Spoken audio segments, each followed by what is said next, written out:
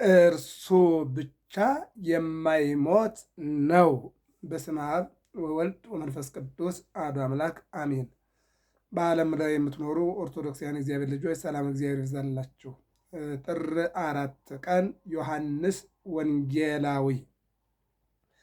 ከአራቱ ወንጌላውያን አንዱ ዮሐንስ ወንጌላዊ ይባላል። ከ12ቱ ሐዋርያት ደግሞ አንዱ ነው። እንግዲህ የተሰወረበት ዕለት ጥር 4 ነውና እሱም በተመለከተ እንነጋገራለን። የጊዜ ባለቤት እግዚአብሔር አምላክ ሁላችንም እንዲያስተምር መልካም ፈቃዱ ይሆንልን። የምንነጋገረው መጀመሪያ በሶስት ዛሬ እሁድ ማለት ነው ዋይዜማ ሊቃውንቱ የሚናገሩትን ቃለ እግዚአብሔር፣ ከዛ ቀጥሎ ደግሞ በአራት ሊቃውንቱ የሚናገሩትን ድጓዎች እናይና ከወንጌሉ ጋር አገናኝተን ታሪኩን እንጨርሳለን ማለት ነው። የጊዜ ባለቤት እግዚአብሔር አምላክ እኔንም እናንተንም እንዲነግረን መልካም ፈቃዱ ይሆንልን። ወደ ድጓው ስንሄድ እንዲህ ይላል። ዝንቱ ውእቱ ቀዳማዊ ቀዳማዊ የመጀመሪያው፣ ዳህራዊ ዓለምን ፈጥሮ የሚኖረው ዓለምን አሳልፎ የሚኖረው የመጀመሪያው ኋለኛውም ዝንቱ ውእቱ ቀዳማዊ ዘሰማይነ ወዘርኢነ የሰማነው ያየነው ወዘጠየቅናሁ ወዘገሰስናሁ የጠየቅነው የዳሰስነው እነሆ ወዘገሰሳሁ እደዊነ እጆቻችን የዳሰሱት። ይህንን እንግዲህ በአንደኛ ዮሐንስ ምዕራፍ 1 ላይ ወንጌሉ ላይ የምናየዋለን። ዮሐንስ ወንጌላዊ ራሱ በጻፈው ይሄ ድጓው ቅዱስ ያሬድ የተናገረው ነው። ዝንቱ ውእቱ ቀዳማዊ የመጀመሪያው ይህ ነው። ምንድነው የሚለው? ዮሐንስ ወንጌል ምዕራፍ 1 ላይ ያ ቃል ቀድሞ ነበረ፣ ቃሉም በእግዚአብሔር ዘንድ ነበረ፣ ቃሉም እግዚአብሔር ነበረ አይደለም የሚለው? ቃል ስጋ ሆነ፣ ያም ቃል ስጋ ሆነ። አዎ ይህንን ነው እንግዲህ ዘሰማይነ። አዎ በነቢያት ትንቢት በነቢያት ሱባኤ የሰማነው ወዘርኢነ በቤተልሔም በተወልዶ በግዕዘ ሕፃናት በቀራንዮ ተሰቅሎ ተንጠልጥሎ ስጋውን ቆርሶ ደሙን አፍሶ ዓለምን ሲያድን ወዘርኢነ የሰማነው ይልቁንም ያየነው ዘሰማይነ የሰማነው ወዘርኢነ ያየነው ቅዱስ ዳዊት ዘሰማይነ ናሁ ርኢነ በአዕይንቲነ በጆሮአችን በነቢያት ትንቢት በአበው ስብከት ትምህርት የሰማነውን በዓይናችን አየነው አለ ቅዱስ ዳዊት ማለት ነው። ወደ አዲስ ኪዳን ስናመጣው ደግሞ ርእይዎ ኖሎት አይኮትዎ መላእክት ለዘተወልደም ቅድስት ድንግል ከድንግል ማርያም የተወለደውን ትንቢተ ነቢያትን ሱባዔ ነቢያትን የፈጸመውን በቤተልሔም አየነው። የሉቃስ ወንጌል ምዕራፍ 2 ላይ የምናገኘው ነው። እረኞች አዩት፣ መላእክት አመሰገኑት፣ እንስሳትም ምስጋና ሰጡት፣ ይልቁንም በስትንፋሳቸው ክብራቸውን አቀረቡ ይለናል። ይህንን ነው ዘሰማይነ የሰማነውን ወዘርኢነ ያየነውን ወዘጠየቅነ አዎ የጠይቀን የተረዳነውን ወዘገሰሳሁ እደዊነ እጆቻችን የዳሰሱትን በእንተ ነገረ ሕይወት ስለ ሕይወት ነገር ወሕይወትኒ ታአውቀት ሕይወትም ታወቀች።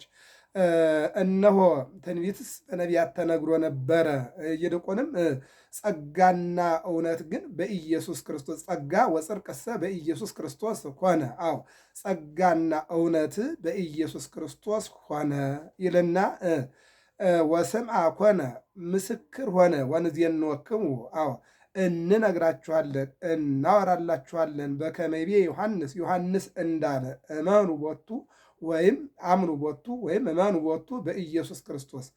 አምኑ ቦቱ ቢል አመኑበት ማለት ነው። እመኑ ቦቱ ቢል ደግሞ እመኑበት ማለት ነው በቆሙ። ቅዱስ ያሬድ ግን ዮሐንስ እመኑ ቦቱ በኢየሱስ ክርስቶስ በኢየሱስ ክርስቶስ እመኑበት ብሎ ዮሐንስ መጥምቅ አስቀድሞ የተናገረውን ዮሐንስ ወንጌላዊ የጻፈውን ሐዋርያት የተናገሩለትን ይልቁንም ደግሞ ሰብአ አርድእት ሐዋርያን አበው በሙሉ የመሰከሩለትን ስለ ኢየሱስ ክርስቶስ ነው። ይህንን እየተነጋገርን ያለ ነው። አንድ መልእክት ላይ እንመልከት። ይህንን ድጓውን ዝንቱ ውእቱ ቀዳማዊ ዘሰማይነ ወዘርኢነ ወዘጠየቅነ ወዘገሰሳሁ እደዊነ በእንተ ነገረ ሕይወት ወሕይወትኒ ተአውቀት ለነ ወስምዐ ኮነ ወንዜንወክሙ አዎ በከመ ይቤ ዮሐንስ እመኑ ቦቱ በኢየሱስ ክርስቶስ ያለውን አንደኛ ዮሐንስ ምዕራፍ 1 ላይ እንዲህ ይላል። ስለ ሕይወት ቃል ከመጀመሪያው የነበረውንና የሰማነውን በዓይኖቻችንም ያየነውን የተመለከትነውንም እጆቻችንም የዳሰሱትን እናወራለን ይልና ሕይወትም ተገለጠ አይተንማል እንመሰክርማለን ከአብ ዘንድ የነበረውንም የተመለከትነውንም እጆቻችን የዳሰሱትን እናወራለን። ሕይወት ተገለጠ አይተንማል እንመሰክርማለን ከአብ ዘንድ የነበረውንም ለእኛ የተገለጠውን የዘላለምን ሕይወት እናወራችኋለን ብሎ ዮሐንስ ወንጌላዊ በአንደኛ መልእክቱ ዮሐንስ መልእክት ምዕራፍ 1 ቁጥር 1 ጀምሮ ያለው ኃይለ ቃል ይህን ይናገራል። ድጓውን ሲተረጉመው ማለት ነው። ሌላው ወደ ድጓው ስንመለስ ደግሞ ወለደቶ አስከበቶ ውስተ ጎል፣ አዎ በበረት ወለደችው በበረትም አስተኛችው ይላል ቅዱስ ያሬድ። ወለደቶ አስከበቶ ውስተ ጎል ወሰመየቶ አማኑኤል፣ በበረት ወለደችው በበረትም አስተኛችው ስሙንም አማኑኤል አለችው። ዘበነቢያት ሰበኩ፣ አንድም ዘነቢያት ነቢያት አስቀድመው የሰበኩት ወይም ደግሞ ያስተማሩት ወይም በትንቢት የተመለከቱት ዘሰበኩ ምስጢሩን ያዩት አንድ አምላክ ሶስትነት፣ ሶስት ስንል አንድ አምላክ ይልቁንም ደግሞ ቃል ወደ ድንግል ማርያም ወርዶ ድንግል ማርያም ከድንግል ማርያም ስጋዋን ከፍሎ እነሆ ተዋህዶ አምላክ ሰው አምላክ እንደሚሆን ነቢያት የተናገሩት ተፈጽሞ ተጠናቆ አየነው የሚለውን ይተረጉማል። ወለደቶ ወለደችው፣ አስከበቶ አስተኛችው፣ ውስተ ጎል በበረት ወሰመየቶ አማኑኤል አለችው፣ እግዚአብሔር ከኛ ጋር ማለት ነው። ዘበነቢያት ሰበኩ ምስጢሮ፣ ነቢያት ምስጢሩን የተናገሩለት የረቀቀ ምስጢር የአምላክ ሰው መሆን የሰው አምላክ መሆን 5500 ዘመን የነበረ የመከራ መጋረጃ ተጠቅልሎ ሲወድቅ ይልቁንም ጨለማ ተወግዶ ብርሃን ሲመጣ ይልቁንም ዓመተ ፍዳ ዓመተ ኩነኔ ተወግዶ ዓመተ ምሕረት ዓመተ ስጋዊ ሲቆጠር ሐዋርያት ተለው አሰሮ ሐዋርያት ደግሞ 3 ዓመት ከ3 ወር እየተዘዋወረ ሲያስተምር ዱካውን ወይም ደግሞ አስተምሮውን ወይም ደግሞ ቸርነቱን ተከትለው ነበረ ይላል። ለዮሐንስ ፈድፋደ አፍቀሮ ይልና ይልቁንም ከ12ቱ ሐዋርያት ከ4ቱ ወንጌላውያን ዮሐንስን እግዚአብሔር የበለጠ ምናለ ወደደው ይላል። ማንን? ዮሐንስን። ዮሐንስ ወንጌላዊን እግዚአብሔር የበለጠ ምናለ ወደደው ይለናል። እግዚአብሔር አምላክ ሁላችንም እንዲወደን የአምላካችን የእግዚአብሔር መልካም ፈቃድ ይሆንልን። ይህ ነው ድጓው የሚናገረው። ሌላው መርሃኒ ፍኖተ ወሁር ቤቶ ለአምላከ ዮሐንስ፣ መንገዱን ምራኝ ወር ቤቶ ለአምላከ ዮሐንስ፣ የዮሐንስ አምላክ የኢየሱስ ክርስቶስን መንገድ እንድከተል ወይም ደግሞ ወደ ቤቱ እንድሄድ፣ ቤተ ክርስቲያን ናት። መንገዱን ምራኝ እስመኪያሃ ሐሰስ ዘአፍቀረት ነፍሴ፣ ነፍሴ እሷን ወዳለችና። እስመኪያሃ እስመኪያሃ አሐስስ ዘአፍቀረት ነፍሴ፣ ነፍሴ የወደደቻትን እወዳለሁ ወድጃለሁ። ማኅደረ ስምከ፣ የስምህ ማደሪያ። አሁን ሰዎች ሞኝ ሆነው ቤተ ክርስቲያን የጊዮርጊስ የማርያም የመድኃኔዓለም ስንል የመድኃኔዓለም መስሏቸው ይሞኛሉ። አይደለም፣ ቤቱ የእግዚአብሔር ነው። ለምሳሌ አዲስ አበባ 300 አብያተ ክርስቲያናት ቢኖሩ አንድም አሉ ብንል እነዚህ ሁሉ የእግዚአብሔር ናቸው። መታሰቢያነታቸው ግን ለሚካኤል፣ ለገብርኤል፣ ለሱራፌል፣ ለኪሩቤል፣ ለጊዮርጊስ እነዚህ መታሰቢያነት ደረጃ ይሰጣሉ። ቤቱ ግን የእግዚአብሔር ቤት ነው። ማኅደረ ስምከ፣ የስም ማደሪያ ኢየሱስ ክርስቶስ። ለምሳሌ ታቦቱ ላይ ብንመለከት አልፋ ኦሜጋ አለቀ። ማን ነው? ቀድሞ የነበረ ዓለሙን ፈጥሮ የሚኖር እግዚአብሔር ማለት ነው። ዝቅ ብሎ ግን ከታች እንግዲህ 10ቱ ቃላት ዝቅ ብሎ በመታሰቢያነቱ ለዮሐንስ ከሆነ ዮሐንስ ስም፣ ከዚያ ቀጥሎ ጊዮርጊስ ወዘተ ማርያም እያለ ይሄዳል። ዋናው የቤተ ክርስቲያኑ ባለቤት ግን ማን ነው? ኢየሱስ ክርስቶስ ነው። ቤተ ክርስቲያኑ ጣራ ላይ ያለው መስቀል ነው። ለምሳሌ ጴጥሮስ ተዘቅዝቆ ተሰቅሏል። ፊልጶስም ተሰቅሏል። አሉ ብዙ የተሰቀሉ። ነገር ግን መስቀል ስንል ሰው አንገቱ ተቆርጦ ሰው አይኖርም። እጁ ተቆርጦ፣ እግሩ ተቆርጦ፣ ጆሮ ተቆርጦ፣ ጣቱ ተቆርጦ ሰው ይኖራል። አንገቱ ተቆርጦ ግን አይኖርም። ለምን? ራስ ከተቆረጠ ሰው የመኖር እንትን የለውም። ራስ ማለት ክርስቶስ ነው። በራስ ላይ ያለው መስቀል ነው። በዚህ መስቀል የተሰቀለው ክርስቶስ ነው ማለት ነው። ስለዚህ ለቅዱሳን ቤተክርስቲያን መታሰቢያነታቸው ነው። የቤቱ ባለቤት ግን ማን ነው? እግዚአብሔር ነው ማለት ነው። እና ሰዎች ካለማወቅ እኛ ታቦተ ቅዱስ ጊዮርጊስ፣ ታቦተ ማርያም፣ ታቦተ ሚካኤል፣ ታቦተ ገብርኤል ስንል የገብርኤል ቤተክርስቲያን ያልን ይመስላቸዋል። መታሰቢያነቱ ነው። ባለቤቱ ግን የእግዚአብሔር ነው። በሱ ቤት እነሱ ስማቸው እንዲጠራ እግዚአብሔር ስለወሰነና ስለፈቀደ ነው። እግዚአብሔር ምቀኝነት ስለሌለበት ነው። ምክንያቱም ሰው ቢወስድ መታሰቢያነቱን ነው። የእግዚአብሔርን አምላክነት የሚወስድ ሰው የለም። እናቱም አትወስድም፣ ቅዱሳንም አይወስዱም። እናቱም እናትነት እንጂ አምላክ መሆን አትችልም። ቅዱስ ዮሐንስም ወንጌላዊ ተብሎ ፍቁረ እግዚእ ተብሎ ይኖራል እንጂ አምላክ አይባልም፣ ሊባልም አይችልም። አዎ፣ ስለዚህ ይህንን ማወቅ ያስፈልጋል። ከመተሃበኒ ተእምነቴ ኩሉ አሚነ፣ ሁልጊዜ የምመኘውን ምኞቴ እንድሰጠኛል ያደርግልን መድኃኔዓለም። ልበ አምላክ ዳዊት ያለውት እዚህ በለን አተ ጊዜ ሰአልክው ወለ እግዚአብሔር ወኪያሐስስ፣ እግዚአብሔርን አንዲት ነገር ለመንኩት እሷንም እፈልጋለሁ። ከመ እንበር ቤቶ በኩሉ መዋዕለ ሕይወቴ፣ አዎ በዘመኔ ሁሉ በእግዚአብሔር ቤት እንድኖር። አተ ጊዜ ሰአልክው ወለ እግዚአብሔር ወኪያሐስስ ከመ እኅድር ቤቶ ለእግዚአብሔር በኩሉ መዋዕለ ሕይወቴ፣ በእግዚአብሔር ቤት ለዘላለም እንድኖር፣ አንድም በእግዚአብሔር ቤት ለዘላለም እንዳድር፣ በእግዚአብሔር ቤት እንድኖር ይህን እለምናለሁ አለ። ይህንን ነው ማኅደረ ስምከ፣ የስምህ ማደሪያ፣ ከመ ተሃበኒ ተምኔቴ የኩሉ አሚራ። አዎ በቤተ ክርስቲያን ግቢ ሁልጊዜ እንድኖር፣ በስምህ እንድኖር፣ አዎ በአምላክነትህ ምሕረት እንድኖር፣ በጥላህ እንድኖር ሁልጊዜ ምኞቴ ነው የሚለውን ነው ቅዱስ ያሬድ የሚነግረን ማለት ነው። አንድን ጨምርና የድጓውን ቃል እዚህ ላይ እናጠናቅቀዋለን። እንግዲህ ሊቃውንቱ ይህን ቃል እግዚአብሔር በጣም በእውነቱ ደስ በሚል መልኩ የሚናገሩት ቃል እግዚአብሔር ነው። እስቲ ደግሞ አንገርጋሪ የሚባለውን ወደ ወንጌሉ እንመጣለን። በነገራችን ላይ ድጓ የተወሰደው ጾመ ድጓ፣ ዝማሬ፣ መዋሴት ሁሉ የተወሰደው ከወንጌል ነው የተወሰደው። አሁን ግን አቀማመጡ ዚቅ ለብቻ፣ ድጓ ለብቻ፣ ዝማሬ ለብቻ፣ ምዕራፍ ለብቻ ስለተቀመጠ ከሱ እየገለጽን ዚቅ ብለን እየገለጽን ነው እንጂ ሁሉም መጻሕፍት የወጡት ከምንድን ነው? ከመጽሐፍ ቅዱስ ነው ማለት ነው። ኢየሱስ ክርስቶስ በዚህ ዓለም 33 ዓመት ከ3 ወር ኖረ። 3 ዓመት ከ3 ወር እየተዘዋወረ ሲያስተምር ያስተማረው ወንጌል ነው። አለቀ። ያሬድ የመጣ ከ6ኛው ክፍለ ዘመን በኋላ ነው። ስለዚህ መጻሕፍት የተቀዱት ከታላቁ ከመጽሐፍ ቅዱስ ነው ማለት ነው። ስለዚህ አሁን ዚቅ ስንል፣ ድጓ ስንል፣ ጾመ ድጓ ስንል፣ ዝማሬ ስንል፣ መዋሥዕት ስንል ሌላ መጽሐፍ መናገራችን አይደለም። ያው መጽሐፍ ነው። ያው መጽሐፍ ቅዱስ ላይ የወጡ ናቸው ማለት ነው። አዎ ምን ይላል? ንዑክ የጉባኤ ማህበራ ለቤተ ክርስቲያን። አዎ የቤተ ክርስቲያን ማህበርተኞች እስኪኑ ይላል። ማህበረ መላእክት፣ በመላእክት ከተማ ያላችሁ፣ ማህበረ ነቢያት፣ በትንቢት ያላችሁ፣ ማህበረ ሐዋርያት፣ በዓለም የተላካችሁ፣ ሐዋርያን አበው፣ ጻድቃን፣ ሰማዕታት እስኪኑ ይላል። አዎ በቤተ ክርስቲያን መላእክት ማህበርተኛ ናቸው፣ ጻድቃን ማህበርተኛ ናቸው፣ ደናግል ማህበርተኛ ናቸው፣ ሰማዕታት ማህበርተኛ ናቸው፣ መነኮሳት።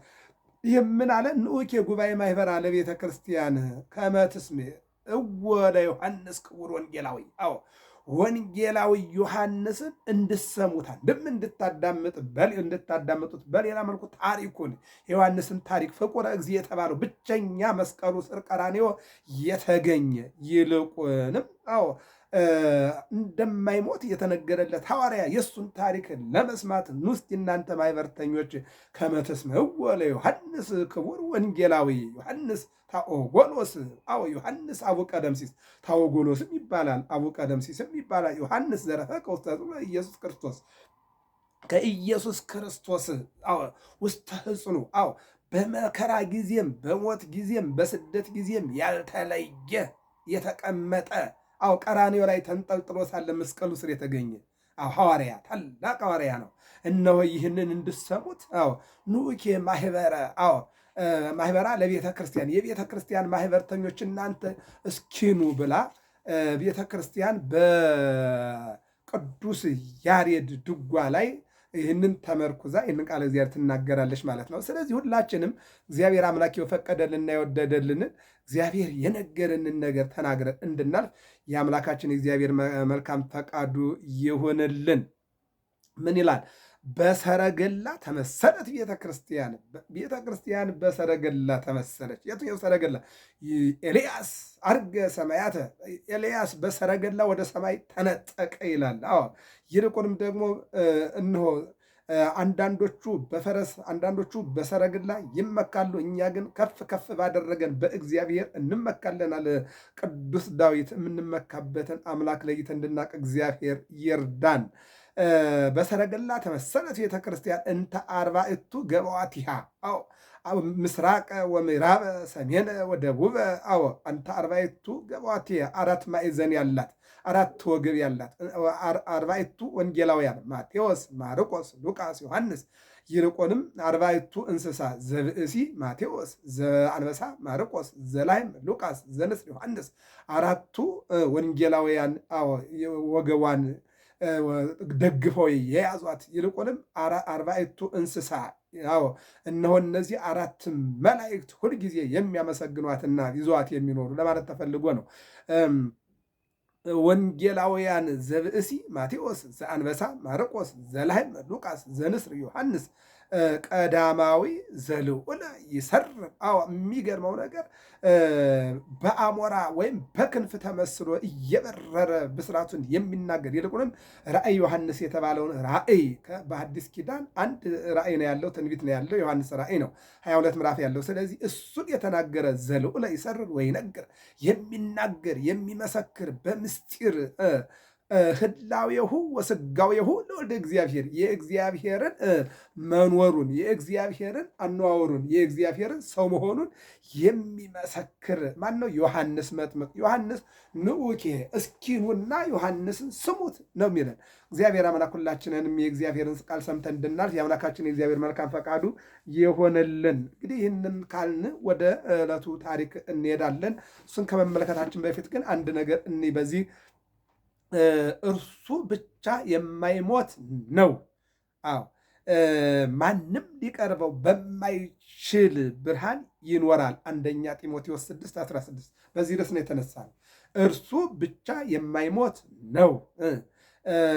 ማንም ሊቀርበው በማይችል ብርሃን ይኖራል። ማን ነው? ኢየሱስ ክርስቶስ። እርሱ ብቻ የማይሞት ነው ይለናል። እርሱ ብቻ የማይሞት ነው። ማንም ሊቀርበው በማይችል ብርሃን ውስጥ ይኖራል። እርሱም አለ ብርሃን ዘም ብርሃን፣ ከብርሃን በላይ ብርሃን፣ ብርሃን ዘበ አማን፣ አማናዊ ብርሃን፣ በሚያስደንቅ ብርሃን ውስጥ የሚኖር ብርሃና ዘይታጸብ ብርሃናተ ተንሥአ ለነ ያለው ቅዱስ ያሬድ አይደለ? ብርሃናትን የሚጎናጸፍ የሚለስ በብርሃን የሚኖር ለምሳሌ ካህናት ብርሃን አየንተ እግዚአብሔር ካህናት ተብለዋል። ካህናት ብርሃን ተብለዋል። ሐዋርያት ብርሃን ተብለዋል። ነቢያት ብርሃን ተብለዋል። ይሄ ግን ብርሃናተ ዘይታጸፍ ተንሥአ ለነ ብርሃናትን የሚለብስ ተነሳልን። ብርሃን ልብሱ የሆነ እግዚአብሔር ማለት ነው። እና እርሱ ብቻ የማይሞት ነው በሚለው መጽሐፍ ቅዱስ ላይ ደግሞ የማይሞቱ አሉ ይላል። ምን ይላል እሱ ራሱ? በወንጌል ላይ እንዲሚል ቃል አለ። የዮሐንስ ወንጌል 8:51 ላይ ቃሌን የሚጠብቅ ለዘላለም አይሞትም። አየሁ፣ ቃሌን የሚጠብቅ እንደ ሕጌ የሚኖር ለመቼ? ለዘላለም። አሁን እኮ እኛ ለምሳሌ ሄኖክ አልሞተም፣ እንደገና ደግሞ ኤልያስ አልሞተም፣ ዮሐንስ ወንጌላዊ አልሞተም፣ አቡነ አረጋዊ አልሞትም፣ እዝራ አልሞተም እያልን ብንል ለተወሰነ ጊዜ ነው። ከተወሰነ ጊዜ በኋላ ይመጡና እነዚህ አባቶች ስለ ወንጌል መስክረው ስለ እግዚአብሔር መንግሥት መስክረው ይሰዋሉ፣ ወደ መስዋዕትነት ያልፋሉ። ከዚያ በኋላ ትንሣኤ ዘጉባኤ ይነሳል ማለት ነው። ነገር ግን እዚህ ላይ ወንጌሉ ምን ይላል? ዮሐንስ ወንጌል ምዕራፍ 8 ቁጥር 51 ላይ ቃሌን የሚጠብቅ ለመቼ? ለዘላለም አይሞትም። አየሁ።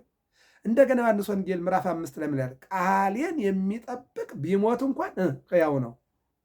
ቢሞት እንኳን ሕያው ነው። ቃሌን የሚጠብቅ አለ እዚህ ጋር እነሆ ለዘላለም ይኖራል አለ 8 ላይ ዮሐንስ ወንጌል 8:51 ላይ እዛኛው ዮሐንስ ወንጌል ምዕራፍ 5 ላይ ደግሞ የሚያምንብኝ ቢኖር ቃሌን የሚጠብቅ ቢሞት እንኳን ሕያው ነው። ይህን ነው የሚናገረው። ሌላው ዕብራውያን 11:5 ላይ ሞትን እንዳያይ በእምነት ማን ተወሰደ? ኦሪት ዘፍጥረት ምዕራፍ 5 ላይ የምናገኘው ዕብራውያን 11:5 ላይ ቅዱስ ጳውሎስም ጽፎት እናገኛለን። ስለማን? ስለ ሄኖክ ሞትን እንዳያይ በእምነት ተወሰደ። እውነተኛ እምነት ከሞት ያድናል፣ ከሞት ይሰውራል፣ ሞት እንድታመልጥ ያደርጋል። እውነተኛ የማንን? የእግዚአብሔርን ቃል ስትጠብቅ፣ አካሄድከን ከእግዚአብሔር ጋር ስታደርግ፣ ወይም አካሄዳችሁን ከእግዚአብሔር ጋር ስታደርጉ ሞትን እንዳታዩ በእምነት ትወሰዳለህ። እምነት ማለት አየው ከሰዓት ብቻ የሚያወጣ አይደለም፣ ባህር ብቻ የማያሻገር አይደለም፣ ከአንበሳ መንጋጋ የሚያድን ብቻ አይደለም ነው። እሱ እንዳለ ሆኖ እንደገና የፈላውን ውሃ የሚያቀዘቅዝ ብቻ አይደለም ነው ነጥቡ እንጂ የፈላውን ውሃ ያቀዘቅዛል፣ የአንበሳ መንጋጋ ይይዛል፣ የእስር ሰንሰለት ይበትናል፣ ረሃብን ያስወግዳል፣ ጽምን ያስወግዳል፣ መከራን ያርቃል። እውነት ነው። ከዚህ በላይ ግን በእምነት ከሞት ማምለጥ ይቻላል ነው ነጥቡ። ይቻላል። ይህን ማን ይንገረን? ሐዋርያት ማየት ነው። ቀጥሎ የምናየው የማቴዎስ ወንጌል 16:28 ማርቆስ 9:1 ሉቃስ 9:27 ላይ ስንመለከት ሀለው ዝየ እለ ይጥምዎ ለሞት ሞትን የማይቀምሱ አሉ። እላይ የተነሳንበት ምን የሚል ነው? እርሱ ብቻ የማይሞት ነው። ማን? እግዚአብሔር። ዘሃሉ ይሄሉ ያለ የነበረ የሚኖር ለካም ሰው ያለበት ዘመን አለ፣ የማይኖርበት ዘመን አለ፣ ያልኖረበት ዘመን አለ። ይህን ልናቅ ያስፈልጋል። ያልኖርንበት ዘመን አለ፣ ያልተወለድንበት ማለት ነው። የኖርንበት ዘመን አለ፣ ያለንበት፣ የተወለድንበት፣ የምንኖርበት ዘመን አለ። የማንኖርበት ዘመን አለ፣ እናልፋለን ማለት ነው። ስለዚህ እግዚአብሔር ግን ያልነበረበት የማይኖርበት ዘመን የለም። ነበር፣ አለ፣ ይኖራል። እንዲህ ብለህ ደምድመህ ትወስዳለህ እግዚአብሔር ማለት ነው። ይህን ነው የሚናገረው። ስለዚህ እግዚአብሔር የማይሞት እርሱ ብቻ ነው፣ እርሱ ብቻ የማይሞት ነው በምንልበት መጽሐፍ ቅዱስ አንደኛ ጢሞቴዎስ ምዕራፍ 6:16 ላይ ባየነው ላይ ተነስተን ስንናገር እርሱ ብቻ የማይሞት ነው ብሎ ቅዱስ ጳውሎስ ተናግሯል። ነገር ግን በዚሁ ላይ ስንመለከት ደግሞ ራሱ እግዚአብሔር ምን አለ? ቃሌን የሚጠብቅ ለዘላለም አይሞትም። ቀጠለ። ሄኖክ አካሄዱን ከእግዚአብሔር ጋር ስላደረገ ተሰወረ። አቡነ አረጋዊ አካሄዱን ከእግዚአብሔር ጋር ስላደረገ ተሰወረ። ኤልያስ አካሄዱን ከእግዚአብሔር ጋር ስላደረገ በሰረገላ ወደ ሰማይ ተነጠቀ። ዮሐንስ ወንጌላዊ፣ ስለ ዮሐንስ ወንጌላዊ እንመጣበታለን። እዚህ ላይ የዮሐንስ ወንጌል ምዕራፍ 21 ስንመለከት ምንድን ነው የሚለው? ቅዱስ ጴጥሮስን ከ15 ጀምሮ ምዕራፍ 21 ቁጥር 15 ጀምሮ ስንመለከት ጴጥሮስን ትወደኛለህ ወይ ሲለው እንደምወድ አንተ ታውቃለህ አለ። በጎችን አሰማራ አለው። ሁለተኛ ትወደኛለህ ወይ አለው። እንደምወድ አንተ ታውቃለህ አለ። ግልገሎችን አሰማራ አለው። ሶስተኛ ትወደኛለህ ወይ አለው። እንደምወድ አንተ ታውቃለህ፣ ጠቦቶችን አሰማራ አለው። ከዚህ በኋላ ተከተለኝ አለው። ሲከተለው ምን አለው? እነሆ አሁን አንተ ባለህበት በወጣትነት ዘመንህ አንተ በፈቀርከው ወደ ጥርጥርም ወደ ማመንም ወደ መውደቅም ወደ መነሳትም ወደ እውነትም ወደ ሐሰትም ልትሄድ ትችላለህ። ነገ ወባይደ ያቀንተከ ከትንሽ ጊዜ በኋላ ግን መንፈስ ቅዱስ ያስታጥቅሃል። ታምናለህ፣ ጥርጥርክን ታስወግዳለህ ማለት ነው። ሲቀጥል ወባይደ ያቀንተከ ኔሮን ቄሳር የተባለ እነሆ በመስቀል ዘቅዝቆ ሰቅሎ የሞትን ጽዋ እንድትቀበል ያደርግሃል። ተከተለኝ አለው። ማንም? ጴጥሮስን። ማን? ጌታ። ተከተለውና ሲጓዝ ጌታ ከፊት ቀድሞ እየተጓዘ ጴጥሮስ እየተከተለ፣ ሶስተኛ ክፍል ደግሞ ነበር። ማን ነው? ዮሐንስ ወንጌላዊ። ፍቁረ እግዚእ ጌታ የሚወደው ደቀ መዝሙር ይከተል ነበር ከኋላ ማለት ነው። ጴጥሮስ ዘወራልና ሲያየው ዮሐንስን ጌታ ሆይ የኔስ ጉዳይ እንግዲህ ጨርሰናል፣ ከኔ ጋር አሁን ክርክር የለኝም። ነገር ግን ይሄ ወንጌላዊ ምን ይሆን አለው። እስክመጣ ድረስ ቢቆይ ምን አግዶህ አለው። በዚህን ጊዜ ጴጥሮስ ምን አለ? አይሞትም፣ ከእናንተ መካከል አንዱ የተባለ ዮሐንስ ነው አለና እርፍ አለ ማለት ነው። ይሄ ዮሐንስ ማን ነው? ወንጌላዊ ዮሐንስ ነው። ወንጌላዊ ዮሐንስ። እሱን ስንመለከት እንግዲህ ጥር 4 በዚች ቀን የክብር ባለቤት ጌታችን ኢየሱስ ክርስቶስ የሚወደውና የከበረና የተመሰገነ ወንጌልን የጻፈ የሐዋርያው ዮሐንስ እነሆ የተሰወረበት ዕለት ታላቅ ቀን ነው። ምክንያቱም ሰው ሁለት ነገሮች ይጠብቁታል፣ ልደት፣ ከዚያ በኋላ ሞት ወይም መሰወር ማለት ነው። ስለዚህ ወደ እስያ ሀገር ይሄድ ዘንድ ዕጣው በወጣ ጊዜ እጅግ አዝኖ አለቀሰ ይለናል። እንደውም እዚህ ታሪኩ ላይ ምን ይለናል? ስለ ዮሐንስ ሲናገር ዮሐንስ ማለት ይለናል። ዮሐንስ ማለት ፍስሐ ወሐሴት ማለት ምንድነው? ደስታ። አባቱ ዘብዴዎስ ይባላል። እናቱ ደግሞ ማርያም ትባላለች። ከ12ቱ ሐዋርያት አንዱ፣ ከአራቱ ወንጌላውያን አንዱ ዮሐንስ ማለት ፍስሐ ወሐሴት ማለት እንደሆነ በሌላ መልኩ ርኅራኄ ወሳይል ማለት እንደሆነ በገሊላ ባህር ከአባቱ ጋር እና ከወንድሙ ያዕቆብ ጋር አሳ እያጠመደ እንዳለ ያው ቅዱስ ጴጥሮስን ከጠራ በኋላ ነው። በዮሐንስ ወንጌል ምዕራፍ 4 ላይ እንደምንመለከተው ጴጥሮስን ከወንድሙ ጋር ተከተለኝ አለው። ተከተሉ። አለፍ ብሎ ደግሞ ዮሐንስና ያዕቆብን ደግሞ ተከተሉኝ አላቸው። ለጊዜው በእግር ተከተሉኝ፣ ፍጻሜው ግን በስራ የምሰሉኝ ብሎ አስከተላቸው ነው የሚነግረን ይህንን ነው። አሳ እያጠመዱ ባሉበት መስከረም 30 ቀን የተጠራ ወንጌላዊ ሐዋርያ ነው። ማን? ዮሐንስ ወንጌላዊ ማለት ነው። የተጠራ ብዙ ስሞች አሉት። በነገራችን ላይ ዮሐንስ በጣም ብዙ ስሞች ናቸው። ልዩ ባህሪው አምላኩን ለመምሰል ይጥር የነበር ሐዋርያ ነው። አምላኩን በምንም ለመምሰል እንደውም አይሁድ መልኩ ዮሐንስ ወንጌላዊ የኢየሱስን መልኩ ይመስላል ብለው ይናገራሉ። እሱ ግን አምላኩን በጸሎት በአስተምህሮ በትጋት በዚህ ሁሉ እግዚአብሔርን ለመምሰል የሚጥር ሐዋርያ ነበረ ይለናል። ከዚህም የተነሳ ጌታ የሚወደው ሐዋርያ ተብሎ ተቀምጦለታል። በዚህ በዮሐንስ ወንጌል ምዕራፍ 20 ላይ ወደዚያ ወደ ምዕራፍ 21 ላይ ወደ ጥብርያዶስ ባህር በወረዱ ጊዜ እነ ጴጥሮስ ጌታ የሚወደው ደቀ መዝሙር ጌታ እኮ ነው ብሎ ለጴጥሮስ አመላክቶታል። ከትንሣኤው በኋላ ጴጥሮስ ወደ ስራው ተመልሶ ጥብርያዶስ እጅ ዓሣ ይዛለሁ የሚያበላ በሁለት ዓሣ በ5 እንጀራ የሚመግበን አምላክ ሞተ፣ ተነሳ፣ አሁን ከአጠገባችን አይደለም ብሎ ተስፋ ቆርጦ ሲሄድ 6ቱም ሐዋርያት ተከተሉት። ወደ ምንጭ ወረዱ ይላል። ወደ ጥብርያዶስ ወረዱና ሌሊቱን ሙሉ ሲጥሩ አደሩ፣ ግን ያገኙት ነገር የለም። ጠዋት ላይ ግን ማን መጣ? ጌታ መጣ። አምላክ ወደ ማደሪያችን፣ ወደ ቤታችን፣ ወደ ሕይወታችን ይገኝልን መጣና የሚበላ የላችሁም ወይ ብሎ ሲጠይቅ ደነገጡ። ሁሉም ሲደነግጡ ዮሐንስ ወንጌላዊ ለጴጥሮስ ምን አለው? ጌታ እኮ ነው አለ። ጌታ እኮ ነው። አዎ ምንድን ነው እሱ? የሚበላ የላችሁም? የለንም። ሰራይነ ኩላ ሌሊተ ወኢረከብነ፣ ሌሊቱ ሙሉ ስንደክም አደርን ያገኘነው የለም አሉት። በመርከቧ በቀኝ በኩል መረባችሁን ጣሉ አላቸው። እኛ ሌሊቱን ሙሉ ስንደክም አድረን ያገኘነው የለም፣ በቃልህ ግን እንጥላለን። በምን? በቃልህ ግን፣ በአንተ ቃል። የእኛ ፈቃድ አልተቻለውም። የእኛ አቅም፣ የእኛ ጥበብ፣ የእኛ ጉልበት ያመጣው አንድ ዓሣ የለም።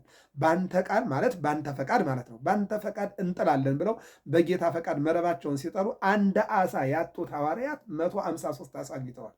ወዳጆቼ ነግዶ ለማትረፍ እግዚአብሔርን ከያዝን ነው። ሩጦ ለመቅደም እግዚአብሔርን ከያዝን ነው። ታግሎ ለመጣል እግዚአብሔርን ከያዝን ነው። ያለበለዚያ ግን እነግዳለሁ፣ ትርፍ የለም፣ እሰራለሁኝ፣ አዎ ደስታ የለም፣ በቤቴ ሁሉ አለ፣ ነገር ግን አይምሮ ሰላም የለውም። ከዚህ ያለፈ ነገር አይኖረንም።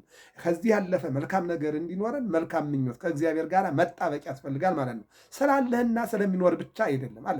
ባለህም ጊዜ በሌለህም ጊዜ እግዚአብሔርን አመስግን። አዎ ከሌለህም አንድ ቀን ይኖራል፣ ካለህም ደግሞ አንድ ቀን ታጣዋለህ። ስለዚህ እግዚአብሔርን እያመሰግን ከእግዚአብሔር ጋር መኖር ግድ ነው ይለናል። ይህን ነው የሚነግረን እና ቅዱስ ጴጥሮስንም ዮሐንስ ወንጌላዊንም ስናያቸው እነሆ ከዓሣ አጥማጅነት ከባህር ላይ ተነስተው እግዚአብሔርን የተከተሉ ሐዋርያት ናቸው፣ የክርስቶስ አገልጋዮቹ ናቸው ማለት ነው። እና ምን ይባላል? ይሄ ወንጌላዊ ዮሐንስ ፍቁረ እግዚእ የጌታ ወዳጅ የሚባል ብቸኛ ሐዋርያ ነው። እንደውም ቅጽል ስሙ ይህንን ነው የሚናገረው፣ ፍቁረ እግዚእ ተባለ ወልደ ዘብዴዎስ ወልደ ነጎድጓድ ቦ ሬቄስ የሚልም አለ።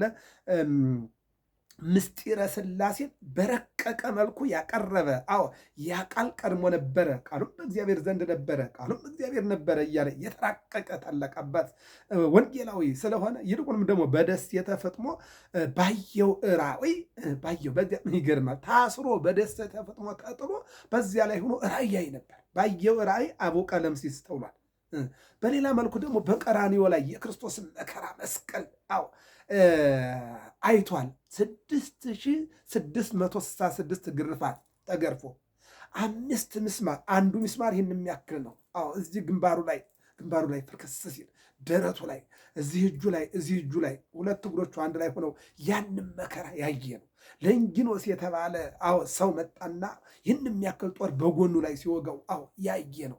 ይልቁንም ደግሞ የኃጢአት ምራቃቸውን አንድ ቀን መልካም ነገር ያልተናገሩ ሰዎች መጠው ጢቅ ሲሉበት በአምላክ ላይ ይልቁንም ደግሞ ውሃ ጠጡ ብሎ ሲጠይቃቸው ለውሃቤ ዝናብ ማይከልዎ ምንድን ነው ያደረጉት? ሆድን ቆራርጦ የሚጥል ሐሞት አዎ እንዳጠጡትና ያንን ያይነበረ ማን ነው? ዮሐንስ ወንጌላዊ።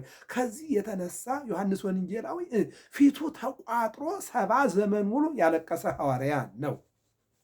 እኛ ስላጣን ለራሳችን ልናለቅስ እንችላለን።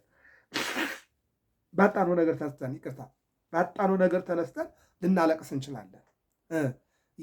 የለመነው ነገር ካልተሳካልን ልናለቅስ እንችላለን። እሱ ግን 70 ዘመን ሙሉ ያለቀሰው ስለ አምላኩ ነው። በአምላኩ ላይ አይሁድ የተፈራረቁበት የግርፊያው፣ መጣሉ፣ ማንሳቱ፣ መጥፋቱ፣ መካዱ፣ መውጋቱ፣ መሸንከሩ ይሁን ሁሉ መከራ ፊቱ ላይ እንዴ ገላትያ 3 ላይ ማየት ነው። ይህንን ቃል ምን ይላል ቅዱስ ጳውሎስ? እናንተ የገላትያ ሰዎች የማታስተውሉ ኢየሱስ ክርስቶስ ትናንትናም ዛሬም እንደተሰቀለ ሆኖ ተስሎ ይታያል። እንዳታስቡት ያንን መከራ አዚም ያደረገባችሁ ማን ይላል? ትውልዱን አዚም ያደረገበት ነገር አለ። የክርስቶስን መከራ እንዳያስብ፣ የክርስቶስን ፍቅር እንዳያስብ። ስለዚህ ቅዱስ ዮሐንስ ወደ እስያ ሀገር ይሄድ ዘንድ ዕጣው በወጣ ጊዜ እጅግ አዝኖ አለቀሰ ይላል። ክርስቶስ ጠራና ለጊዜው በእግር ተከተለኝ፣ በኋላ ግን በሥራ የምሰለኝ። ከ12ቱ ሐዋርያት አንዱ፣ ከ4ቱ ወንጌላውያን አንዱ። ያ ቃል ቀድሞ ነበረ፣ ቃሉም እግዚአብሔር ዘንድ ነበረ፣ በእግዚአብሔር ዘንድ ነበረ፣ ቃሉም እግዚአብሔር ነበረ፣ ቃልም ሥጋ ሆነ ብሎ እንዲጽፍ ያደረገው ማን ነው? ምስጢረ ሥላሴ እንዲተረጉም ያደረገው እግዚአብሔር ነው። እንደውም ምንድን ነው የሚለን? እዚያ በደሴት ተፈጥሞ ሆኖ እንትን ሲል ባህር ላይ ሄደና ወደ ባህሩ ሲመለከት መልአክ አየ። መልአኩ ትንሽዬ ቅርፊት ነገር ይዞ ያንን ሐይቅ እየጨለፈ ይደፋል። እንዴ ምን እያደረግክ ነው አለ። ማን ነው? ዮሐንስ ወንጌላዊ። ማን? መልአኩን። ምን እያደረግክ ነው? ይህንም ባህር በዚህ በጭልፊት እየጨለፉኝ ወደዚያ እየዘራሁኝ እየበተንኩኝ መሬቱን ላደርቀው ነው፣ ሐይቁን ላደርቀው ነው አለ። ይህ ሁሉ ውሃ እንዴት በዚች ነገር እንዴት ቀድቼ ጨርሳለሁ ብለህ እንዴት አንተ ጊዜህን ታባክናለህ? አዎ አንተ ይልቅ ምስጢረ ሥላሴን መርምሬ አውቃለሁ ብለህ ያ ቃል ቀርቦ ነበረ፣ ቃሉም በእግዚአብሔር ዘንድ ነበረ፣ ቃሉም እግዚአብሔር ነበረ ብለህ እኮ ወደማትችለው ውቅያኖስ ውስጥ ገብተሃል እኮ አንተ አለው። በዚህን ጊዜ ዋሉ አሐዱ ብእሲ ዮሐንስ አለና ስለ ብርሃን ሊመሰክር መጣ። እርሱ ግን ብርሃን አልነበረም ብሎ ስለ ዮሐንስ መጥምቁ መናገር ጀመረ ይላል። ስለዚህ ይሄ ጸጋ የተሰጠው ሐዋርያ ነው። ለዚህም ወደ እስያ ሀገር ይሄድ ዘንድ ዕጣው በወጣ ጊዜ እጅግ አዝኖ አለቀሰ። እነርሱ ክፉዎች ከሃዲዎች ልባቸው የደነደነ መሆናቸውን አውቋልና፣ ግን ጌታችን ኃይልን መጽናናትን እሰጥሃለሁ ብሎ ቃል ገብቶለታል። ኃይልም በሚሰጠኝ በክርስቶስ ልሆን እችላለሁ አለ። ማን? ቅዱስ ጳውሎስ። ኃይል ውእቱ ክርስቶስ ለሰማዕት አክሊል ንጹሕ ለካህናት። ቅዱስ ያሬድ ደግሞ ምን ይላል? ኃይል ውእቱ ክርስቶስ ለሰማዕታት፣ ለሐዋርያት፣ ለደናግል፣ ለመነኮሳት ክርስቶስ ምንድን ነው? ኃይል ነው። አክሊል ንጹሕ ለካህናትም ንጹሕ አክሊል ይገባቸዋል። ጳውሎስም ምንድን ያለው? አንደኛ ቆሮንቶስ ላይ ምን ይላል? ኃይል የእግዚአብሔር ነው አለ። ኃይል የእግዚአብሔር ነው አለ። አለቀ። ስለዚህ ምንድን ነው? ከጌታችን ኃይልን መጽናናትን አግኝቶ ከደቀ መዝሙሩ ከአብሮኮሮስ ጋር ወጥቶ ወደ ክፍሉ ወደ እስያ ወረደ ይልናል። እንግዲህ የሃይማኖተ አበው መጽሐፍ ላይ መጀመሪያው ላይ ሂዱና አስተምሩ፣ በዓለም ዳርቻ እንዳትወሰኑ በአንድ ቦታ ብቻ ይላል ሃይማኖተ አበው። የአበው ሃይማኖት የሃይማኖተ አበው ማለት ምንድን ነው? ጸሎት ሃይማኖት ላይ ስንጸልይ በእግዚአብሔር ምናምን ጸሎት ሃይማኖት ናምን ባህዱ አምላክ፣ በአንድ አምላክ እናምናለን።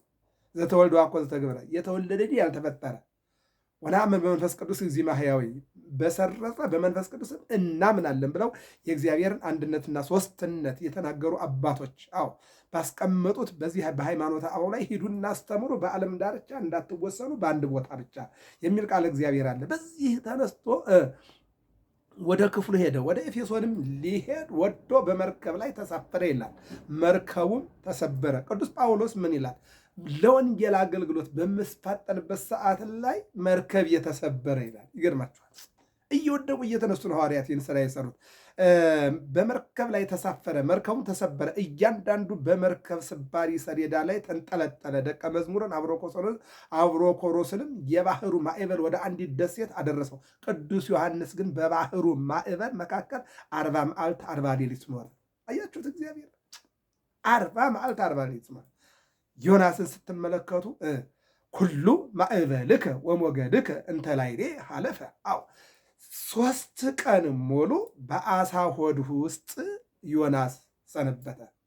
ከ3 ቀን በኋላ እግዚአብሔር እንዲወጣ አደረገው። እነ ባሕራንን ስንመለከት፣ እነ ቅድስት እሌኒን ስንመለከት ብዙ ብዙዎችን ስንመለከታቸው በዚህ ውስጥ አልፈዋል። እግዚአብሔር ከሌለበት አልጋ አይሞቅህም።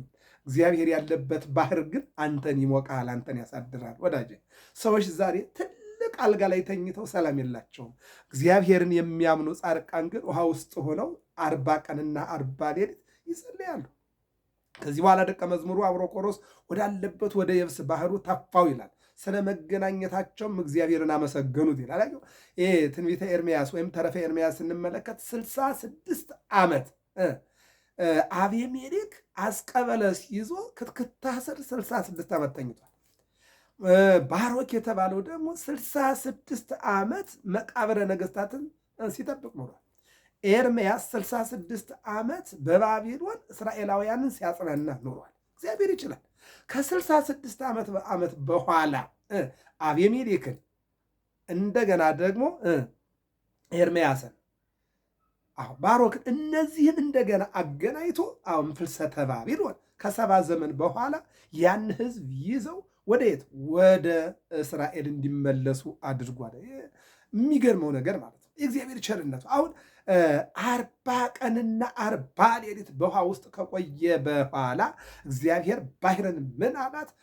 አብሮኮሮስ ወዳለበት ወደ የብስ ባህሩ ትፊው አላት። ባህሯ ማንን ተፋቸው? ዮሐንስ ወንጌላዊን። በኋላ ምን ሆኑ? አመሰገኑት። ማንን? እግዚአብሔርን። አንዱን በደረቅ ላይ ያቆየ፣ አንዱን ደግሞ በባህር ላይ ያቆየ እግዚአብሔር። አንዳንድ ጊዜ ሰዎች ይጃጃላሉ። ይገርመኛል። አሁን ስነ ፍጥረትን ስንመለከት እሑድ 7 ስነ ፍጥረት እግዚአብሔር ፈጥሯል። ሰኞ 3፣ ማክሰኞ 3፣ ሮብ 3፣ ሐሙስ 3፣ ዓርብ 4 ፈጥሮ 22 ስነ ፍጥረት ተፈጥሯል አይደል? የሚገርመው ነገር አሁን ሐሙስ በባሕር ውስጥ ያሉ ናቸው የተፈጠሩት። በባሕር ውስጥ በልባቸው የሚሳቡ በእግራቸው የሚሽከረከሩ በደመ ነፍሳውያን የሆኑ። ዓርብ ደግሞ በደረቅ ላይ ያሉ ናቸው የተፈጠሩት። አራተኛው አዳም ነው። ስነ ፍጥረቱ ግን ያው 3 ነው። ሐሙስም 3 ነው፣ ዓርብም 3 ነው። አራተኛው ዓርብ ላይ ግን አዳም ነው። ይህን ነው የሚነግረን። ስለዚህ አሁን በባሕር ውስጥ እግዚአብሔር ስጋ ያላቸው ስነ ፍጥረት ፈጥሯል። ለምሳሌ አዞ፣ ጉማሬ፣ እንደገና ደግሞ እንደ አሳ አንበሪ ያለ እንደ አሳ ያለ በዛ በባሕር ውስጥ ያሉ ግን ምንድን ናቸው? ሐሙስ ቀን የተፈጠሩት በባሕር ውስጥ ነው ያሉት። ምን አላቸው? ግን ስጋ አላቸው። ዓርብ የተፈጠሩ ደግሞ በደረቅ ላይ የሚኖሩ በግ፣ ላም፣ ከብት፣ እንስሳት፣ አጠቃላይ ዶሮ፣ እነዚህ። ስለዚህ አሁን የሚገርመውን የአንዳንድ ጊዜ ሰዎች አሳ ጎመን ነው ሰላጣ ነው የሚሉ ሰዎች አሉ። ፍየል ነው ማለት ትችላለህ እንጂ ፍየል ነው ስጋ ነው። ግን ምንድን ነው? ሐሙስ በባሕር ውስጥ የተፈጠሩ ስነ ፍጥረት፣ ዓርብ ደግሞ በደረቅ ላይ በደረቅ የመኖርና በባሕር የመኖር እንጂ ስጋ ደም ካለው ስጋ አለው ማለት ነው። ስጋ ካለው ደም አለው ማለት ነው። ይህንን ማወቅ የተሳናቸው ብዙ ወገኖች አሉ። ባጭሩ ግን እግዚአብሔርን አመሰግኑት። በዚያን ጊዜም ተነስተው ወደ ኤፌሶን ከተማ ገቡ። ግን በክብር ባለቤት ጌታችን ኢየሱስ ክርስቶስም ይሰብኩ ዘንድ አልተቻላቸውም ይላል። እነዚያ የሀገር ሰዎች እጅግ የከፉ ናቸውና ይላል። እንደው በእውነት አሁን እኛ ያለንበት ዘመን እስክፋቱ እንዴት ነው? የእግዚአብሔር ቃል እንዳይነገር፣ ሰዎች እንዳይመሰክሩ፣ እውነቱን እንዳይገለጥ በተለያየ አንዳንድ ጊዜ በሀብት ሲሸፈን ታያላችሁ፣ አንዳንድ ጊዜ በስልጣን ሲሸፈን ታያላችሁ፣ አንዳንድ ጊዜ በቋንቋ፣ አንዳንድ ጊዜ በተራራ የእግዚአብሔር ቃል እንዳይነገር። በዚህ ምክንያት ነው ፈጥረው ዮሐንስ ሮምና ለምትባል ሴት የውሽባ ቤት እሳትን የሚያነድ ሆነ፣ ረዱ አብሮኮሮስም አጣቢ ሆነ። ያች ሴትም እጅግ ታሰቃያቸው ነበር። ስለ ወንጌል አሁን እኔ ይገርመኛል። እከሌ ወንጌል እየሰበከ ሞተ፣ እከሌ ቀድሶ ሲወጣ ሞተ፣ እከሌ ደግሞ ወንጌል እያስተማረ ሞተ፣ እከሌ ደግሞ በዋሻ ውስጥ ሞተ። ቅርብ ጊዜ እናስታውሳለን። ዝቋላ ታላቁ ገዳማችን ላይ ዋሻ ውስጥ 12 ዓመት ዘግተው የኖሩ መነኮሳትን ባሕታውያንን እዛ ውስጥ ድረስ ሰይጣን ሰው ወጥቶ ይዞ ገብቶ ሲገላቸው እናያለን። ግድ ነዋ። ወንጌል እኮ ነው። ወንጌል ነው። ሰማዕትነት እኮ ነው። ቀጣይ ነው። ገና ይቀጥላል። ዓለም እስካለ ድረስ ሃይማኖት አለ። ሃይማኖት እስካለ ድረስ ሞት አለ። ወደንክም ጠላህም አለ። ሰው በሃይማኖቱ መሞት ጸጋ ነው። ሃይማኖት ክዶ ሲሰርቅ ሲዘርፍ ሲሞት ነው ውርደቱ ያ ነው እንጂ በሃይማኖቱን ጠብቆ ለሚኖር ሞት። እና የሚገርመው ነገር ወንጌል ሊያስተምሩ በሄዱበት ሰዓት ወንጌልን ለማስተማር ጥበብን መጠቀም ነው ግዴታ። ምን ትሆናለህ እንዴ? ጌታ እኮ በበረና የተወለደ እኮ ዓለሙን ሊያስተምር እኮ ነው። ትሕትና እኮ ነው። ጌታ እኮ የሐዋርያትን እግር አጥቧል እኮ። ትሕትና እኮ ነው እኮ። በደቀ መዝሙሩ በይሁዳ እኮ ተሽጧል እኮ። ትሕትና እኮ ነው እኮ። በፈጠረው ፍጥረቱ ተገርፏል እኮ። ትሕትና እኮ ነው እኮ። ትሕትና ውርደት እኮ አይደለም። ይሄ እኮ ለሰዎች መስሏቸው ነው። ነገር ግን አይደለም። አይተዋል። ያን ሁሉ 30 ዓመት ሙሉ በተለያየ መልኩ አሳደዱት። 3 ዓመት ሙሉ በተለያየ መልኩ አሳደዱት። መጨረሻ ላይ ግን ከከተማ አውጥተው ቀራንዮ ላይ ሰቀሉት። ስጋውን ቆረሰ፣ ደሙን አፈሰሰ፣ በጎልጎታ ተቀበረ። ዘሰባቱ ኃይለ ሰማያት አደረ ውስተ ልበ ምድር። ሰባቱ ሰማያት አንድም 20 ዓለማትን የፈጠረ አምላክ 3 መዓልት 3 ሌሊት በመቃብር አደረ። ነገር ግን በአብይ ኃይል ወስልጣን በራሱ ኃይልና ስልጣን ያን ሁሉ የ33 ዓመት ከ3 ወር ከ10 ቀን ጉዞ ምን አደረገው? ዜሮ አደረገው። በቃ የሰዎችን ፍከራና የሰዎችን ጉልበት ዜሮ አደረገና ይልቁንም 40 ቀን በደቀ መዛሙርቱ መካከል ላይ 7 ኪዳናትን እያስተማረ ከቆየ በኋላ እያዩት የሐዋርያት ሥራ ምዕራፍ 1 ቁጥር 9 ላይ ቢታንያ ላይ ይዟቸው ወጣና እነሱ እያዩት ወአልቦ ዘዐርገ ውስተ ሰማያት ዘእንበለ ዘወረደ ወልደ እጓለ እመሕያው የዮሐንስ ወንጌል ምዕራፍ 3 ላይ ከሰማይ በራሱ ፈቃድ ወደ ድንግል ማርያም ማኅፀን ወረደ። እንደገና ደግሞ ከቢታንያ ደግሞ ወደ ሰማይ ወጣ። እሱ ባህሪ ነው። ማንም አያደርግም ወዳጄ። ይህንን ሲያደርግ ደግሞ ዝም ብሎ አይደለም። ይሄ በዓለም ደረጃ ላይ ለምሳሌ ልደት ወንድና ሴት አንድ ላይ ተገናኝተው ልጅ ይወልዳሉ። ኦዘት ፌኖ ለሕፃን ማቆይ ሲወት ተበልዶ በሰፋድን ረቂቅ ይላል። እውነት ነው። አትናቴዎስ ይናገራል። ከወንድ ጉልበት ዘርን ወደ እናት ማኅፀን ትወስዳለህ፣ የእናት ደምን ትቀላቅልና ልደት ጽንሰት ታደርጋለህ፣ ልደት ይመጣል አለ። አዎ ይሄ ነው አለ። ነገር ግን ኢየሱስ ክርስቶስ ይህን ዜሮ አድርጎታል። ቃል መጣና መንፈስ ቅዱስ ስጋዋን ከፈለ። ቃል መጣና መለኮት ከስጋዋ ተዋሃደ። ከነፍሷ ነፍስ ከስጋዋ ስጋ ተዋሃደና አምላክ ሰው ሆነ፣ ሰው አምላክ ሆነ አለ። በቃ ያን ዜሮ አደረገው። እንደገና ሰዎች ብቅል ጌሾ ምናምን ደበላልቀው ወይን ጠጅ ወዘተ ያደርጋሉ። ይህንን ዜሮ ሲያደርገው በቃና ዘገሊላ በዮሐንስ ወንጌል ምዕራፍ 2 ላይ ምን አደረገ? 6 ጋኖቹን ውሃ አስሞላና ጋኖቹን የወይን ጠጅ አደረጋቸው። ያንን ኬሚስትሪውንም ዜሮ አደረገው። ፊዚክስ ደግሞ አሁን ሰዎች ለመውጣትም ለመውራድም የራሳቸው ጥበብ አለ። ይህንን ደግሞ አሁን ቅድም ባየነው ቢታንያ ላይ ሐዋርያትን ይዞ ወጣና እንዘ ይባርኮሙ እየባረካቸው ወደ ሰማይ አቀና። ተቀበለት ተደመና ወተሰወረ በአዕይንቲሆሙ ሐዋርያት እያዩት ወደ ሰማይ ተነጠቀ። ደመናም ተቀበለችው። አዎ ወተሰወረ በአዕይንቲሆሙ ከነሱ ዓይንም ተሰወረ። እነሱም እየዘመሩ ወደ ቤታቸው ተመለሱ። 33 ዓመት ከ3 ወር ከ10 ቀን የነበረው ምድራዊ ጉዞ አጠናቆ ወነበረ በየማነ አቡሁ በአባቱ ቀኝ ሄደና ተቀመጠ ይለናል። ይህን ነው የሚነግረን። ስለዚህ ወንጌል ይኸውልህ ተዋርደህ ከፍ የምታደርገው እንጂ ከፍ የምታገኘው ነገር አይደለም። አዎ ከአምላክ ነው። ተምሃሩ እምኔ ከኔ ተማሩ ብሏል እኮ። ከአምላካቸው የተማሩ ይሆናሉ ተብሏል እኮ። ስለዚህ የውሽባ ቤት እሳትን የሚያነድ ሆነ፣ ለሴተኛ አዳሪ እሳት አንዳጅ ሆነ። አየው አብሮኮሮስ ደግሞ አጣቢ ሆነ። ያቺ ሴትም እጅግ ታሰቃያቸው ነበር። መጻተኛም ስለሆኑ ታጎሳቁላቸዋለች፣ ትደበድባቸዋለች፣ ትረግማቸዋለች። ባሮቿም እንደሆኑ ጽፈውላታልና ለእርሷም ባሮች አደረገቻቸው። በዚህ በታላቅ ጉስቁልና ውስጥ ኖሩ ይላል። ምን ለማድረግ ነው ይውሉ? ምንድን ነው ሰይጣን አዳምና ሔዋን ምንድን ነው ያደረጋቸው? ከጨለማ ትንሽ ብርሃን እንድፈነጥቅላችሁ አዳም ገብሩ ለዲያብሎስ ሔዋን አመቱ ለዲያብሎስ ብላችሁ ፈርሟልና በእብነ ሩካም አድርጎ አስፈርሞ አንዱን በሲኦል አንዱን በዮርዳኖስ አስቀመጠው። አየው በዮርዳኖስ ያስቀመጠውን ኢየሱስ ክርስቶስ ሲጠመቅ እንደ ሰውነቱ ተረግጦ እንደ አምላክነቱ እንደ ሰም አቀልጦ አስወግዶታል። ያንን በቀራንዮ ያለውን ደግሞ በመስቀል ላይ ተንጠልጥሎ ተሰቅሎ የማነ እዴ የመጣው ክወሞ ኮነቶሙ ጥምቀተ እጁን እንዲህ አድርጎ ዘረጋና እንዲያውም ሲኦል ወሪዶ ነው ወደ ሲኦል ወረደና ያንን የዕዳ ደብዳቤ ቀዶ ሲኦልን ጠራርጎ ጸርሐ ሲኦል ወትቤ አይ ውእቱ ዝንቱ እነሆ ሲኦል ጮኸች ይላል። ምን ማለት ነው? በሲኦል ውስጥ ያሉ ነፍሳት ጮኹ፣ ጠራረገና ወደ ገነት ወሰዳቸው ይላል። ክብርና ምስጋና ለመድኃኒዓለም። ይህን ነው የሚነግረን። ስለዚህ እነሱ ምን አደረጉ? ሲገቡ ሊያገለግሉ የእሷ ባሪያ ሆነው እንዲሰሩ ፈርመውላታል።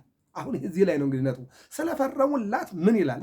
ታሰቃያቸው ነበር። መጻተኛም ስለሆኑ ታጎሳቁላቸው፣ ተደበድባቸው፣ ተረግማቸው አለች። ባሮችም እንደሆኑ ጽፈውላታልና ለእርሷ ባሮች አደረገቻቸው። በዚህ ታላቅ ጉስቁልና ውስጥ ኖሩ ይላል። እነሱ ስለ ወንጌል ብለው ስለ እግዚአብሔር መንግሥት ከአምላካቸው የተማሩት ትሕትና ምንድነው? ወእገብር ኩሎ በእንተ ወንጌል 2ኛ ቆሮንቶስ 9 ላይ ስለ ወንጌል ሁሉን አደርጋለሁ፣ እታሰራለሁኝ፣ እገረፋለሁኝ፣ እሞታለሁኝ፣ እሰደዳለሁኝ፣ እወርቃለሁ፣ እነሳለሁ ብሎ ማለፍ ነው። አየው ይሄ ሲሆን ነው። ከዚህ በኋላ በአንዲት ዕለት ይታጠብ ዘንድ የአገረ ገዡ ልጅ ገባ። በዚያም የውሽባ ቤት ከተሰራ ጀምሮ የሰይጣን ኃይል አለ። የመኮንኑም ልጅ አንቆ ገደለው። ማን ነው? በዛ በውሽባው ቤት ያለው ሰይጣን የመኮንኑ ልጅ ሊታጠብ ሲገባ ሰይጣኑ ያዘና ግድል አደረገ። ለምን ሆነ? እግዚአብሔር በቅዱሳኑ ላይ ሊሰራው ያለው ነገር ስላለ ነው። አየው እንጂ አሁን እነሱ ያን ነገር ማባረር ቀላል ነው ለሐዋርያት። ይህ በጣም ቀላል ነገር ነው። የውሽባ ቤት ከተሰራ ጀምሮ የሰይጣን ኃይል አለ። የመኮንኑንም ልጅ አንቆ ገደለው። ለምን? ሐዋርያትን አልነካቸውም። እነሱ ጋር ጸሎት አለ። ካላመንክበት እንዲያርጉ ይመጣል የሰይጣን ኃይል። አዎ የመኮንኑም ልጅ አንቆ ገደሉ። በዚያን ጊዜ የአገር ሰዎች ለዚያ ለሞተው ያለቅሱለት ጀመር ይላል። ማልቀስ ጀመሩ፣ መጮ ጀመሩ። አዎ ተሰበሰቡ።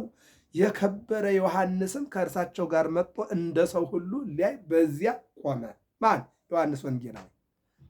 አዎ ምክንያቱም የሞተ ሰው አለና ሰዎቹ እያለቀሱ ነውና እዚያ መካከል መጣና ያዩ ጀመር። የሚገርመው ነገር እዚህ ጋር የምናየው ታሪክ ቢኖር ግን እሱ እግዚአብሔር ሊሰራው በእሱ ላይ ያለው ስራ እንዳለ ስለሚታወቅ አዎ ከእግዚአብሔር ተልኮ ነው። ያለ እግዚአብሔር አንድ እርምጃ አይራመድም። ዮሐንስ ወንጌላዊ ሮምናም ባየችው ጊዜ ምን አለች? እንደገና ረገመችው። ማን? ዮሐንስ።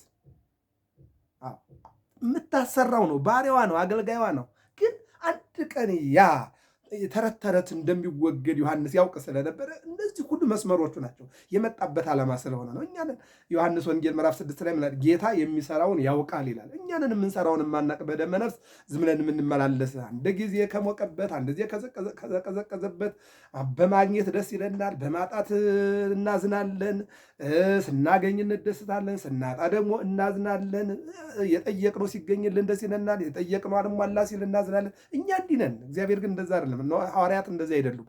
ሮምና ባየችው ጊዜ ረገመችው። አንተስ በጌታዬ ልጅ ሞት ደስ ብሎ ልትዘብትብኝ መጣህ አለችው። እሷ ባሰራችው ውሽባ ውስጥ እነሱ ግብርናቸውን ባሪያነታቸው በተገለጠበት በሚሰደቡበት በሚረገሙበት በሚሰደቡበት ቤት ውስጥ ያ ልጅ ታንቆ ሲሞት እንዳጋጣሚ ለማየት ብቅ ሲል ዮሐንስ ረገመችው ይላል። በዚያ በአማልክቶቿ በርኩሳን አማልክቶቿ ረገመችው። እንዲህ ብላ ልትዘብትብኝ መጣህ፣ ልትስቅብኝ ነው ወይ አለችው። ቅዱሱ ግን በቅንነት አይዞሽ አትዘኝ አላት። ይህንን ብሎ ወደ ሞተው ቀረብ ብሎ በመስቀል ምልክት እንዲህ አለና በስመ አብ ወወልድ ወመንፈስ ቅዱስ አሐዱ አምላክ አለና እጁን ወደ ሰማይ ወደ እግዚአብሔር ዘርግቶ ዓይኑንም ወደ እግዚአብሔር ሰቅሎ አማተበበት፣ በፊቱም ላይ እፍ አለበት ይላል። ሐዋርያ ማለት ነው ወዳጅ። ዛሬ ብዙ ዮሐንስ አለ፣ ስምህ ሊሆን ይችላል። ነገር ግን ዮሐንስ ወንጌላዊ መሆን አትችልም። ብዙ ቶማስ አለ፣ ስምህ ቶማስ ሊሆን ይችላል። ቶማስ ግን አትሆንም። ብዙ ጴጥሮሶች አሉ፣ እውነት ነው። ጴጥሮሶች አሉ፣ ጴጥሮስን ልትወክል ግን አትችልም። እውነት ነው። ብዙ ዮሴፎች አሉ፣ ዮሴፍን ልትወክለው አትችልም። ያ ጌታ ጻድቁ እመቤታችን ይዞ አገር ለአገር ሲንከራተት የነበረ ምስኪን፣ ያንን በምንም አትመስለውም። በቅንነት አይዞሽ አትዘኝ አላት። ይህንም ብሎ ወደ ሞተው ቀረብ ብሎ በመስቀል ምልክት አማተበበት፣ በፊቱም ላይ እፍ አለበት። በዚያን ጊዜ ያ የሞተው ድኖ ተነሳ። የአገር ሰዎችም ደነገጡ። ሮምናዋም ወዮልኝ አለች። አየው ባሪያዎች ነን ብለው የፈረሙት ፊርማ፣ አገልጋዮችሽ ነን ብለው የተጓዙት ጉዞ ምን ማመጣ? ተመልከተው እንግዲህ ምን እነሆ የሞተውን በጸሎትና በእምነት እፍ ብሎ ሲያስነሳው ደነገጠች። ህዝቡም ደነገጠ። እንዴት ነው እነዚህ አገልጋዮች፣ አንዱ ግራ አጣቢ፣ አንዱ ውሽባ ቤት የሚያገለግል፣ እነዚህ እንዴት የሞተ ሰው እንዴት ይነሳል አሉና ደነገጡ። እግዚአብሔር የሚሉት አምላክ አንተ ነህን አለችው። የሚገርም ነው። ቅድም ምንድን ነው ያለችው? ባሪያዎች ናችሁ ስትል ነበር ቅድም። ባሪያ ነን ብላችሁ ፈርማችኋል። ስለዚህ የባሪያ ስራው መስራት ነው፣ እንዳታቋርጡ አክብሩኝ ስትል የነበረ እግዚአብሔር የሚሉት አምላክ አንተ ነህን አለችው። የሚገርም ነው። እርሱም አይደለሁም እኔ አገልጋይ ሐዋርያ ነኝ እንጂ አላት። በእነርሱ ላይ የሰራቸውን በደል ሁሉ ይቅር ይሏት ዘንድ መሪር ልቅሶ በማልቀስ ሐዋርያትን ለመነቻቸው። እነርሱም አረጋጓት፣ አጽናኗት።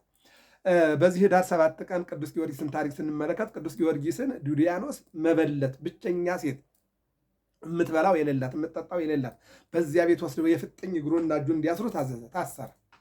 እሷ ግን ችግር ነበረባት። አንደኛ ልጇ ታሞ ተኝቷል፣ ሁለተኛ የሚበላ የለም፣ ሶስተኛ ማህበረሰቡ ጋር ተገላለች።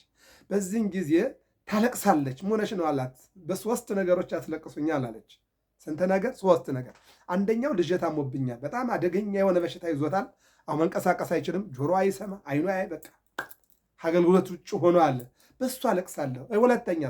ሁለተኛ ወጥቼ እንዳለምን ልጄን ማን ያዝልኝ? የሚበላ ነገር በቤት የሚቀመስ የለም፣ የሚጠጣ የለም አለችው።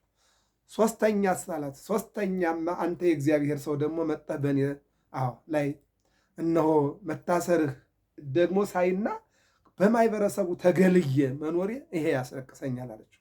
በዚህ ጊዜ የመጀመሪያው ምንድነው? አንቃይዲዮ ሰማይ የጸለየ ወይቤ ቅዱስ ጊዮርጊስ ወደ ሰማይ እጁን ዘረጋና እንደሁኑ እንደ ዮሐንስ ማለት ነው።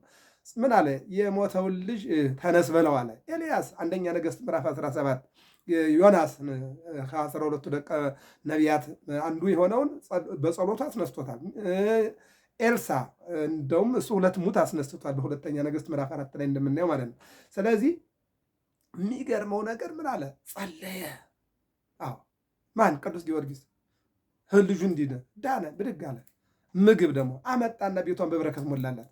3ኛ ምሰሶውን አለመለመና ወጥቶ ሲሄድ አምላኮሙ ለክርስቲያን ተመስሎ ሰብአ መጽሐቤ፣ የክርስቲያኖች አምላክ ሰው ተመስሎ ከቤት የገባ አለች። ሮምናም ያለችው ይሄ ነው። እግዚአብሔር የሚሉት አምላክ አንተ ነህ አለችው ዮሐንስን። እግዚአብሔር የሚሉት አምላክ አንተ ነህ አለችው ዮሐንስን።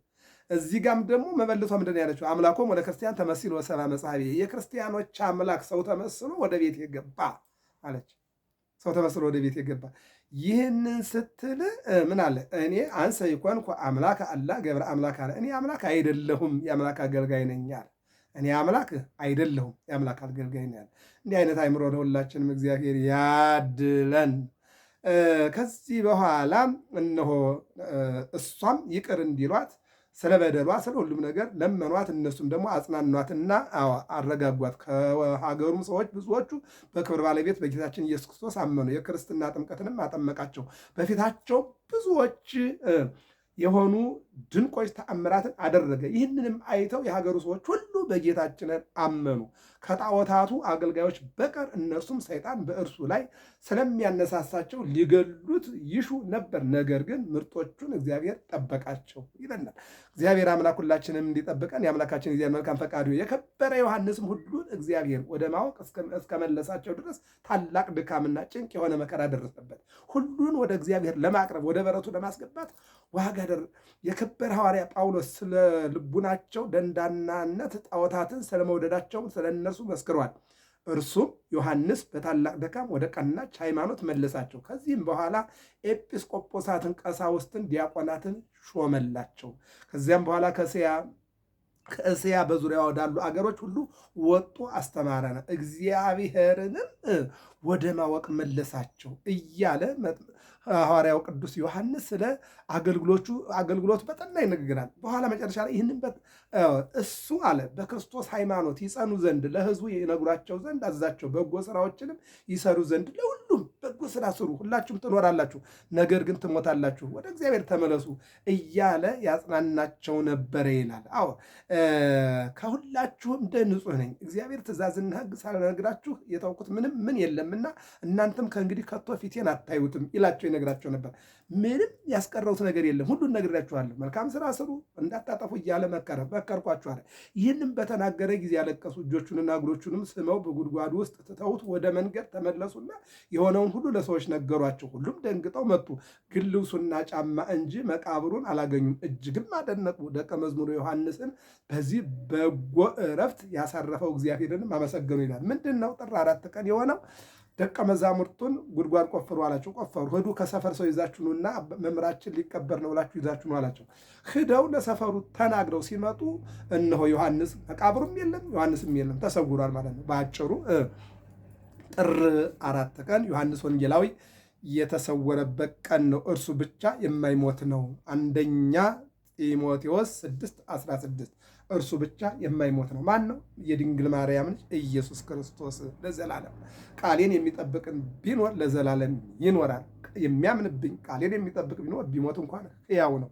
ሀለው ዜ የለ ይመጠም ወለሞት ሞትን የማይቀምሱ አሉ። ገብረ መስቀል ሚዲያ ነው። ሰብስክራይብ፣ ላይክ፣ ሸር አድርጉ። ጥር 4 ቀን ዮሐንስ ወንጌላዊ ዓመታዊ ክብረ በዓል ነውና እንኳን አደረሰን አደረሳችሁ። ክብርና ምስጋና አምልኮትና ውዳሴ ለአምላካችን ለእግዚአብሔር ይሁን።